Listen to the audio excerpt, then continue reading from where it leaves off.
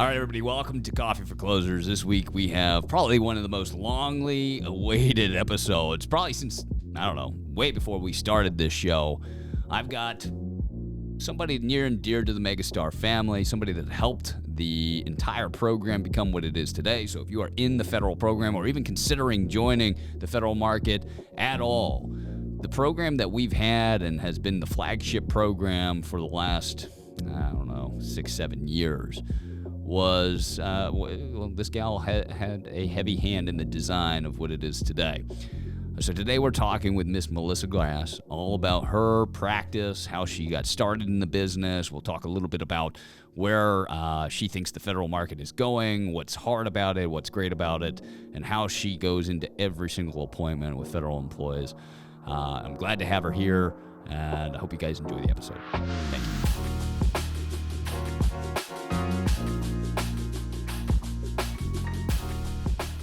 Here with the founder, owner, president of Freedom Federal Educators, Mrs. Melissa Grass.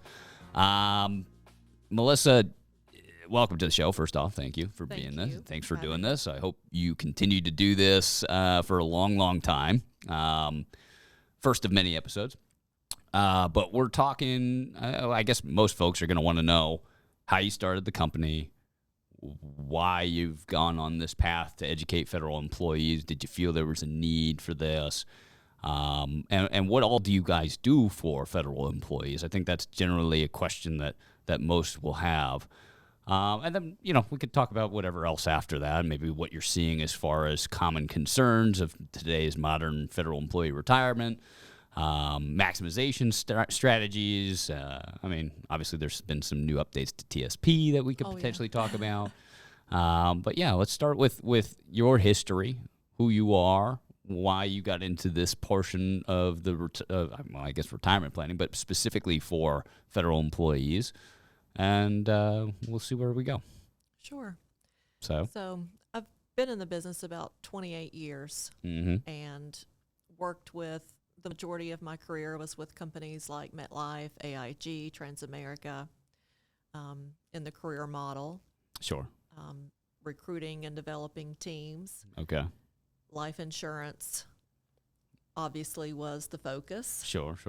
And the majority of that time was business. We focused on like the advanced markets. What do you mean by that? So like the buy-sell agreements, key man, exec bonus. Sure. Those types of things. Sure. So even when I would bring in like what we would call a new person, a green pea, into the industry, I was bringing them straight into advanced markets. Oh, wow. And so huge learning curve then. Huge learning curve. Yeah. And my higher ups would be like, there's no way that's going to work. There's no way that's going to work. You can't take someone brand new to the business and throw them into advanced markets. And I'm like, well, sure you can. It's all about teaching them what they need to know. Sure. And I'm going to be with them holding their hand the whole time. So nice. I can teach them this as easy as I can teach them that because I have a blank slate. And if they're willing to learn and willing to put the work in, it'll be fine. Sure. Yeah. And it worked consistently. No matter what company we were at, I would recruit a team and I would teach them those skills, go out into the field doing joint work until they were up to where they could do it on their own. Mm-hmm. And then I would partner them up so that they would always have a fallback. And they would go out in teams and call on business owners and do the little training regimen that I had taught them to do, how to call on a business, how to follow through with that, the fact finding, and then if it got into really advanced, they would bring it back into me. I would help do case design and would go then with them on the closing appointment if necessary to close the business. So you were doing some seriously high-level planning for folks. They were going out to small business owners and helping them set up their internal structure, maybe as far as life insurance needs and stuff. Correct. Okay, all right. Yeah. And so when things were super complex, of course, they were bringing in the person that trained them on everything, right? Right. And how does that lead you down the path to retirement planning, I guess? Because, again, that's, specific to business planning and the needs of a small business owner. But I guess how does that pave into somebody's specific distribution strategy for Yeah, retirement. it was really no correlation at Oh, all. okay, all right. Yeah, So just in okay, all right. So I went from that arena over into the independent channel, started my own business, Okay. and started off with a team of a mix, honestly, of several of the agents that had been with me. Some that I had hired and trained and developed, and others that I had worked with and partnered with Right. that knew me and knew what I stood for and Sure. wanted to be a part of my vision. Okay. And so they came and joined, and we continued doing that work initially. Mm-hmm. And it was a fluke. Someone called me up and said, "Hey, I've got this program that I think you would be really good at. I would like you to work some of these appointments and give me your thoughts on it." Mm-hmm.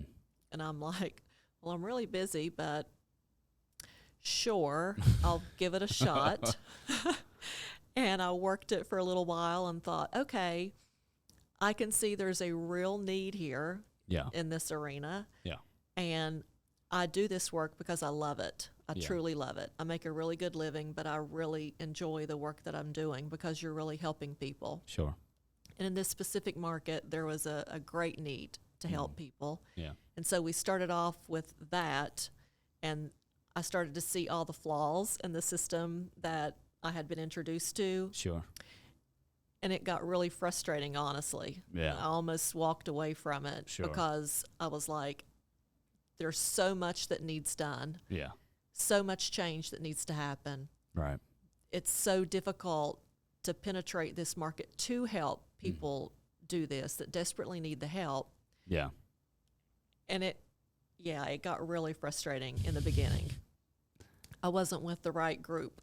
As far as your support from getting in front of federal marketing employees? standpoint, yes. Yeah. Making that happen. Yeah. So then I took that on my own for a while because I knew what needed to happen.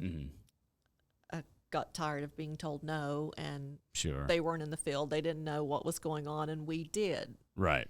So we started doing that on our own, and it became more than we could handle. Mm-hmm. So then we got with Megastar, Okay. All right. FIBA, and that's when things really started to change a to little change bit. in the Fed space. Yeah, I remember that. I remember you reaching out to Rich, one of our guys here internally, talking with us a little bit about your struggles that you had. I remember you saying something about the quality of the person sitting down with was either being withheld, or the good ones were being withheld, or they slowed down with the abilities to distribute those. Yeah, they started using it as a carrot, pretty much. They started using that marketing system as a recruiting tool rather than treating it and giving it the respect that it deserved as a true federal program and build it with structure and substance. Sure. And really be choosy of who you let into that so that you didn't, hurt the reputation of everyone else out there working to build this wonderful education system for federal employees. So there was just so much that went into that when things turned here, it was just like, the heavens opened up. It really was. It was amazing. Yeah, and quite frankly, there was a lot that you of knowledge you had possessed along your journey with this other group. We won't mention any names. That lended itself to on our journey to really making, because we were ready to make significant investments into the program because we saw the same need, right? And we had an infrastructure that I think you were looking for, so we had that side of it, but you had the knowledge of the field and understanding, what was going to make them want to fill out for an appointment, and what are they looking for? What information do we absolutely need? What information's too much? What were we overthinking? That's primarily what I remember is we were overthinking so much as far as how to do the marketing slick. And I felt like when you came down, you had dumbed it down to a point of simplicity Steve Jobs talked about a ton about that, right? Simplicity is perfection, right? If you can take something complex and make it as simple as possible, you will see, this huge tipping point. And I felt like that's really what you brought to the table here. And then along with the infrastructural stuff that we had set up already, it just went to the moon. I mean, yeah, the fact that you all were willing, first and foremost, just to listen. Yeah. That's key. Yeah. Because we had done, at that point, almost 4 years of in the field, hardcore, living, literally living in the field. Yeah. All over the East Coast, working with federal employees from all the different agencies and departments. So we had seen, the struggles from each individual department as well. Getting in on campus at the different VAs, the struggles there, to health and human resources in DC. Yeah. All the different agencies and what went with that. Right. And how to develop those key relationships inside. I mean, at one point we had it to where we had go-to people inside the different VAs that we would go to for the notarization on the TSP forms. I mean, they knew us. They would let us work in their office. I mean, we were the locals there in the field. And when I came and you were willing to listen to our struggles and, like, if you do this, this will get better. If you do this, this will improve. And you did all of those things. Yeah. I felt like, just from my perspective back then, it was 4 years of, some, falling, stumbling. We'll call it stumbling, right? Like we just continued to hit roadblocks too. So it sounds like we were both in it for about 4 years doing different things. But we knew what we didn't know. Right, like we knew that we didn't have a good understanding of what a producer was a good producer that understood how to work these appointments, what they thought the Fed market really needed, and as far as to resonate with them in the marketing aspect. And so we were more than willing to listen to somebody that we felt knew something, right? And that's what we felt when you came down, is clearly you knew something. You were trying a lot of stuff, and I remember a lot of the resources you were using to send out marketing advertisements, stuff like that, were similar maybe pitfalls that we had experienced. And so that misery, we both experienced. We felt like, okay, we need to shut up and listen to this lady. She's got some good tips, and And same thing with me. I mean, we were like a 3-man show. Trying to run a marketing department for that. That was quite hilarious. We were pulling it off, but barely. Yeah. And it got to the point where that was all I was doing, was spending my time trying to collect the data, get everything out, fighting the ins and outs of the system. Yeah. And it was overwhelming. And I had talked to my husband about it numerous times, like, I don't know what to do here. I'm at my wit's end. I can't keep this up. I am not a marketing person. Yeah. I've got to find someone that knows what they're doing, that has the capabilities and the resources financially to take this to the next level. If I could just get someone to listen to me, take this information, use it, and develop it, this could be amazing. And so just can't thank you all enough for likewise. Putting all that together. It was a great marriage. It's been a mutually beneficial relationship, no doubt about it. A lot of folks don't realize, you're in, I don't want to understate it. I want to say in the top 15 at Megastar, right? Quickly. As an agency, even higher than that, right? So, and it's all in the federal market. 100% 100% in the federal market. And last year made a shift to, or maybe 2 years ago now, 100% virtual, almost 100% virtual. Yeah. Is that fair to say? Yeah, a couple of years it was 100% virtual. Yeah. And as of right now, I would say we're still 95% virtual. And so talk to us a little bit about that transition, right? How did that go? It's a funny story. Yeah. So, the pandemic kicks in. I'll never forget it. Yeah. I had just came back from Nashville on about a week trip, and my daughter and I had been on that out in the field working, and the news comes in that everything's shutting down and we won't be going back into the VAs anymore. And you're thinking, oh my God, what's going to happen? Mm-hmm. How long is this going to last? What's this going to do to the business? Mm-hmm. Are we going to make it through this? Yeah. And probably within 3 weeks of that, I get a phone call from Ryan. And he's like, so Melissa, let's talk about virtual sales here. And I'm like, yeah, you're crazy. Yeah, there's no way I'm doing that. I can't do that. I'm not a virtual person. I'm at my best face to face. That's the beauty of what I do. I connect with individuals. That's why I love what I do. I like connecting with these people, and I just don't think that's for me. We're going to have to figure something else out. He's like, well, just keep an open mind and look at it from this angle. The industry's going there, and your competitors are going to be going there. Yeah. And, he started laying out all these positive things, and I'm like, oh, God, he's right. I don't want him to be right, but he's right. And so reluctantly, I agreed to give it a shot. And he's like, all right, Alex is going to practice with you, running a Zoom call. And I'm like, oh, my God, I can't do this. Oh, yeah. And we tripped over myself through the first couple with you showing me what it was. I had never done that ever. I remember that. Man, it does seem long ago. It seems like a long time ago. It does seem like a long ago. Yeah. Huh. Yeah. But it worked. To my amazement, I caught on really fast. Yeah, clearly, yeah.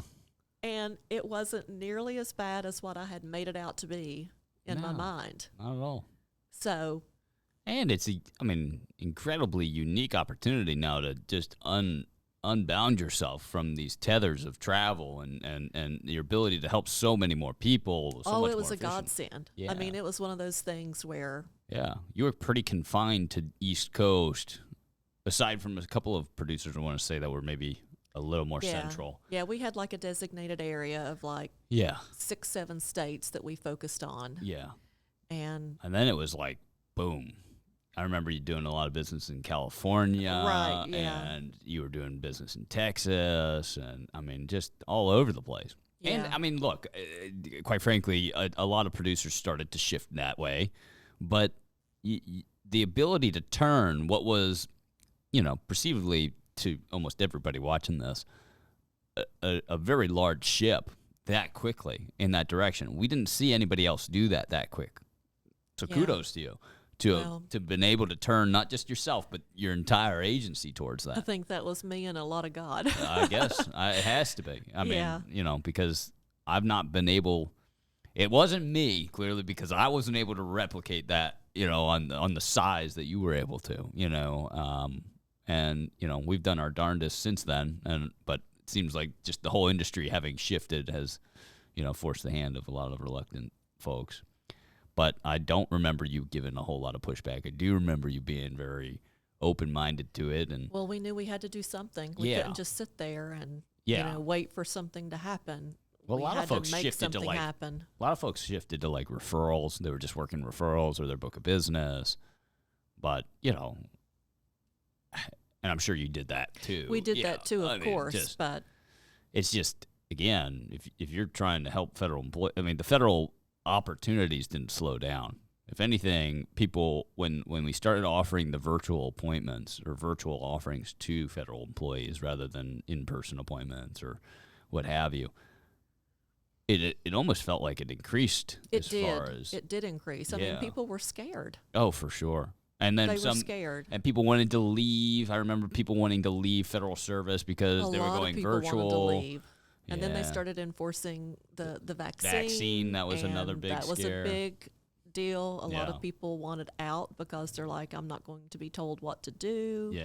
Yeah. So there were just a lot of things that really gave that push. And then the federal, even though they're older, they became very comfortable with doing the virtual because they too were working from home and happened to do a lot of, the Zoom or the Teams or whatever meeting their agency was utilizing. Yeah. So they became more comfortable with that. Right. So when we that expedites approached that, the ability of yours. It was all like the perfect storm. Everything worked together to make that kind of flow and transition really nicely. Well, we talked a lot about that on the show, about basically just the pandemic having pushed the industry, expedited everything by at least a decade.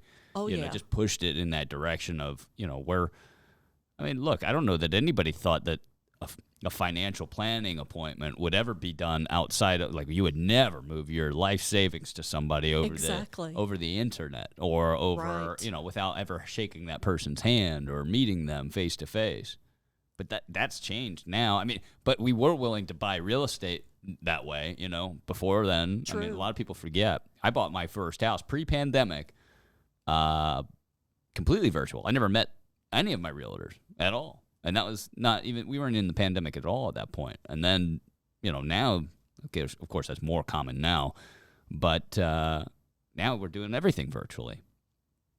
My kids, I've got 2 little ones. Both of them rarely go to the actual pediatrician anymore. It's just teledoc everything, Yeah. Unless it's like a shot or something they need to get. But it's amazing how quickly the entire world, not just retirement planning, has changed this virtual world. It has. And for anybody that's, maybe reluctant to try it, they should be trying it. For sure. Because, again, these prospects are one, they're in incredible need in the federal space for good help, good advice. They're desperate for good help. Good help. Good help, yeah. I mean, they get a lot of bad help. Because I've talked to, I don't know, even in the last month, probably 6, 7 people that would say, this is like my second or third meeting with someone like you. Yeah. And it's night and day. It's a night and day experience. Yeah. Like, they didn't go over any of this stuff with me that you've gone over. Yeah. You've been so helpful. I can't thank you enough. They send me text messages, emails after the fact saying, thank you so much for taking the time. You were so patient with me, and you've put my mind at ease, and I have so much peace now, and I'm just so grateful to you. Isn't that and then great? They send referrals. Like, Oh, yeah. I think I was telling you, in the last 2 weeks, over 600,000 of business just off of referrals in the last 2 weeks. Yeah. Yeah. It doesn't surprise me when you do good work in an area like this, a niche that has so much need, and rarely do you find good help or good advice been given.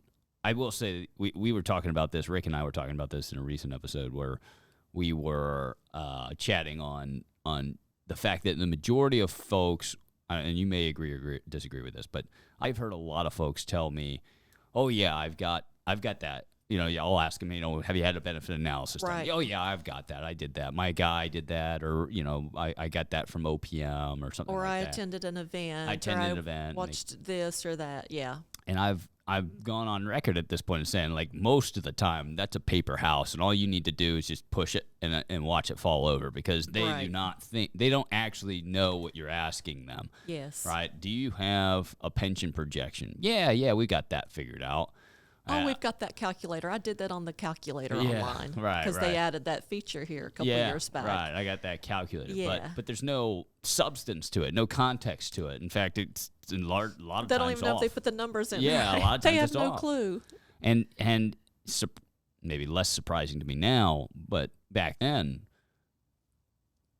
a lot of times they're confusing their pension with the TSP. Oh, very you would be frequent. amazed I'd at be how many amazed. people don't realize that they have a pension and a TSP. I get this money on top of that? Yes. Yeah, I know. It's wild. And a lot of times we'll say, yeah, I already got my pension figured out with my advisor. This happened to me maybe 3 weeks ago. I've already got my pension figured out with my advisor. Oh, fantastic. That's awesome. And so which option did you elect? Well, we moved it all to G for the time being. It's like, no, I'm talking about your pension. Yeah. You're right. It's like, no, that's different. What you're talking about is your TSP, right? And I mean, it just goes to show. It's like, okay, well, there's a paper house right there, and now you've got a piece of education to give, and it basically is all the ammunition you'd ever need to discredit whatever advisor they're working with, because he clearly didn't explain to them that they've got other income coming to them. He probably doesn't know it. And so, anyway, all this stuff, maybe give everybody an understanding of what you love about the federal market and what do you think is the hardest part about being in the federal market? Ooh, good question. Yeah. What I love about it is that I truly do close every call down feeling like I made a difference. I thought you were going to stop that sentence right there, to be honest. It's like I truly do just close every appointment. Oh, no. About 80%. Yeah. That would have been good, though. Hey, all right. No, not everyone. Close every appointment down with just genuine feeling, having a genuine feeling of, I really helped this person out, and it feels good. Even if you don't do a sale, you're not going to do it. It's not the right move for every person that you work with. Sure. But, and they may not be old enough. I mean, there's lots of reasons why you're not going to do a sale then. Mm-hmm. But you build a relationship with that individual. Most and definitely. They're going to come back to you. And if they don't, they're going to go tell their friend or their coworker down the hall that, oh, I just had this meeting with this Melissa Grass lady, and she went over my pension. She went over this. She gave me this advice. She helped me do this. It was amazing, and you really need to talk to her. Yeah. And sometimes within the hour, I will get a text message or an email from someone that I didn't do a thing and probably won't for many years. But they will refer someone to me that they know is ready to retire or that also needs guidance to start preparing so that they are not in a bad situation when they do sit down at 59 and a half to talk about, more in the near future planning. Yeah. So that's what I love about it. And what's the hardest part about it? To somebody that's just coming into the business, what would be your warning of, hey, this is an incredible market, obviously, for all the government reasons in general is difficult to deal with. Okay. In what way? The guidelines on how we get information to them is frustrating. Yeah.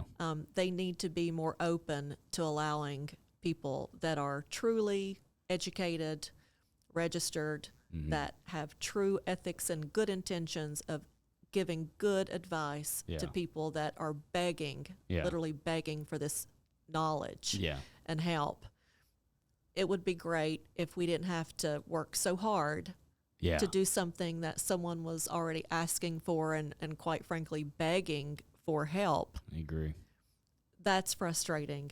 And then the TSP changes have been just unbearable. Yeah. It's almost like they're trying to make it they difficult. I think them to make changes. I think they're a little panicked because they haven't provided them the support and the things that they need and the understanding of even the thrift savings plan in and of itself. Mm-hmm.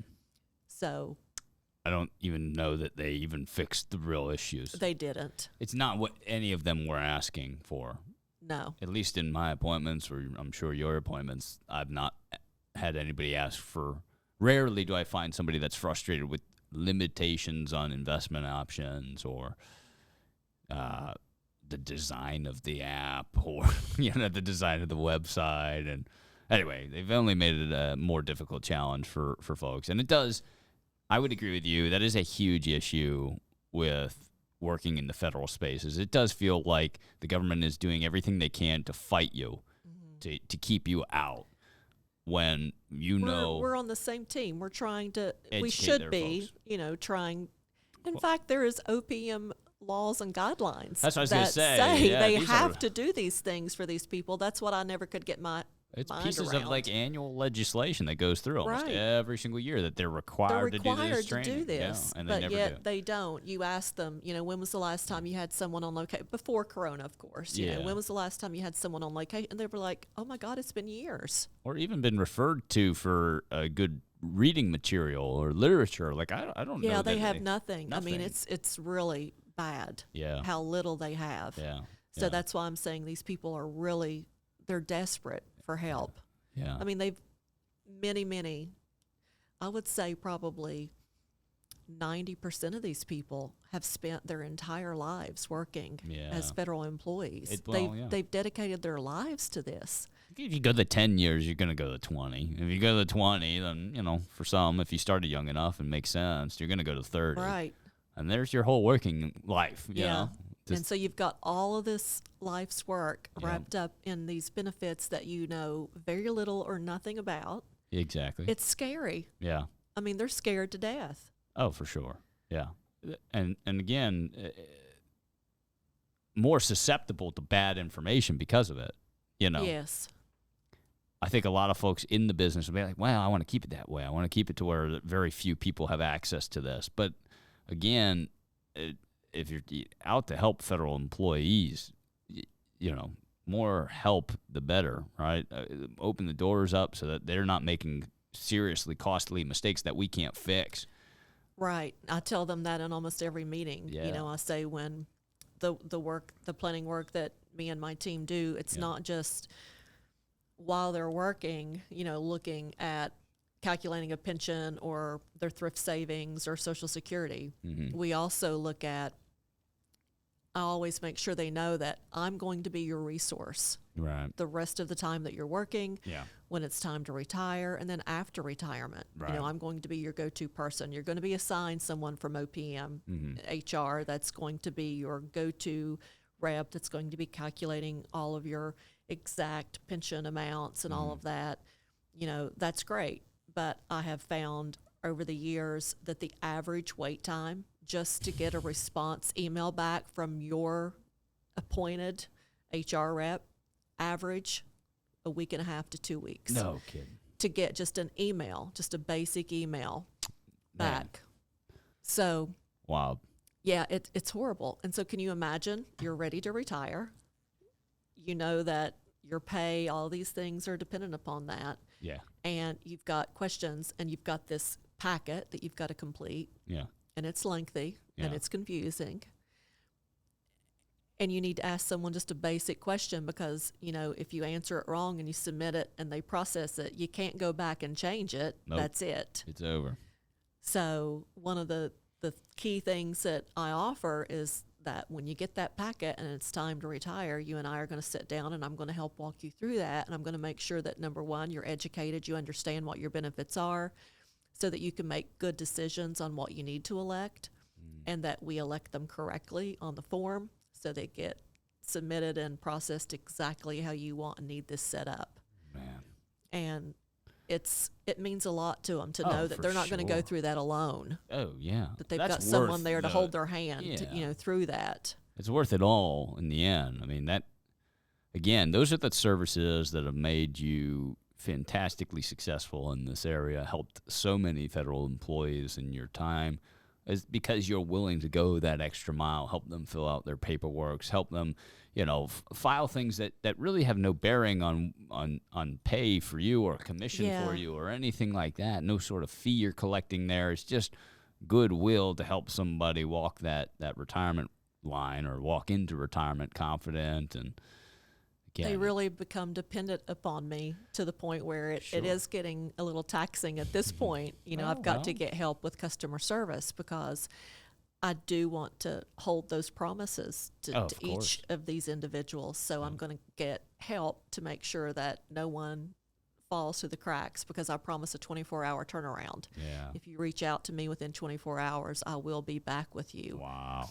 And so far, thank so God, I've been able to honor that promise. Wow. But it's getting to the point where I might not be able to do that 24-hour turnaround, and I don't want that to happen. Yeah. Because I don't want to become like HR, where you have to sit and wait 2 weeks for someone to get back with you on a simple question. That's wild. Yeah, but I take calls on everything from from the retirement packet to I'm going to trade my car. And the loan is this, and what do you think I should put down? And this is what the payment, do you think that's going to be okay? And I mean, anything and everything to I'm buying a new home. What do you think? Wow. I mean, I get all questions. They come to me for everything. They really take to heart what I say, that I'm going to be there to help you, guide you, assist you in your planning and going into your future retirement. Wow. They take it to heart. I don't doubt it. I have to. And it makes sense. I have to be there for them. Yeah, you know. Kudos for you doing that. I don't know that there are very few, if any, other folks in this business, at least with Megastar, that I can say confidently do that for their clients. I mean, my husband can tell you we've been on vacation and I've spent an hour on the phone dealing with someone trying to buy a home. Oh, wow. Yeah. Wow. But that person's going to go back and tell the masses what a resource I am to them. Oh, yeah. And it pays off in the They're end. That hour's time fans. was nothing in what really will come from that. Kudos to you. Thank you. Give us a 1 or 2 minute elevator pitch on Freedom Federal Educators. Oh my goodness. You can think about it for a second. But tell us the mission of the firm, what you aim to do for federal employees, and I mean, I guess some of that you just explained, but give us a buttoned up picture of it. Just again, a recap of what I've said is it's to truly help federal, not say that we're helping federal employees, really mean it. Mm-hmm. And every appointment that you do, really put your heart into that and make sure that you're asking all the questions. You're not shortcutting anything. You're going through everything to make sure that that person truly has a sense of relief and learn something from that appointment that will help them and benefit them. Mm-hmm. That's what I want anyone that's working with me to do, is to truly take that serious. Yeah. That's not just a name on a paper. That's someone's life. That's someone's career. Sure. That you're working with, and they're entrusting you to help them. Yep. They reached out for help, so give them real help. The time, energy, and effort. Right. Right. And then be there for them along the journey. Be there for them. Yeah. Incredible.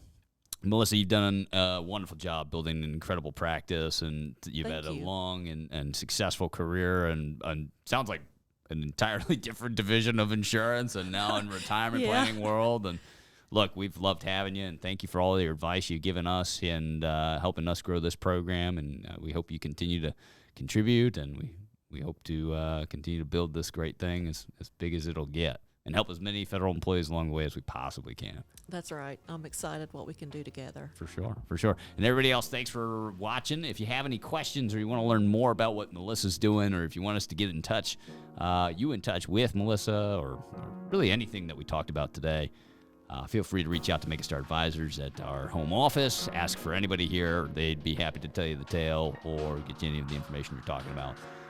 Thanks for watching. We'll see you right here next time on Talk to Person.